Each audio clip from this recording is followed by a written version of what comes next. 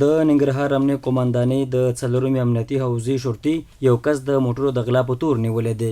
د ننګرهار امنیه قوماندانۍ وایان سید طیب حماد وایي له نیول شوي کس سره 5 بېلابېل ډوله موټر هم ترلاسه شوي دي.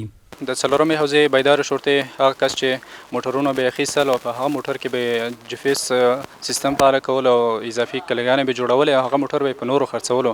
وروسته به د جفیس له لارې همدغه موټر تعقیبولو او موقعیت به یې ورته معلوم و، د هغه ځای نه به یې موټر غلا کول چې اوس مهال همدغه کس د بیدار شرطي لخوا د 5 موټرو سره چې غلا کړي وو نیول شوی دی او د نورو موټرونو د نیولو هڅې هم روانې دي.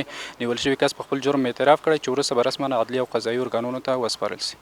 په ورته وخت کې د موټرو د غلا په تور نیول شوي دی کس په خپل جرم اعتراف کړی وایي دغه موټران د غلا دي، ما ته بل چا راوړه، ما خرڅوله، بیا د ننګرهار څلورمې امنیتي حوزې مجاهدینو زه ونیولم.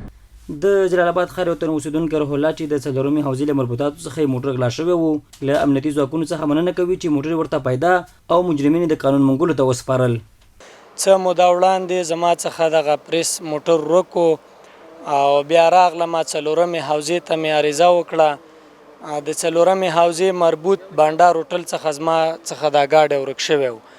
نو څه موده وروسته ما ته د څلورمې حوزې څخه زنګ راغو چې ستا ګاډی پیدا شوی دی، حوزې ته راشه.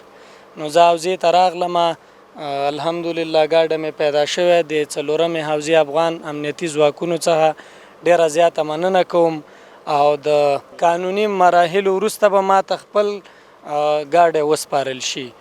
د ننګرهار امنیه قوماندانۍ مسؤلین به ډاډ ورکوي چې هیڅ چاته به د شته امن د اخلال او رنګارو کړنو د ترسره کولو اجازه ورنه کړي او سرغړونکي به د قانون منګولو ته وسپاري.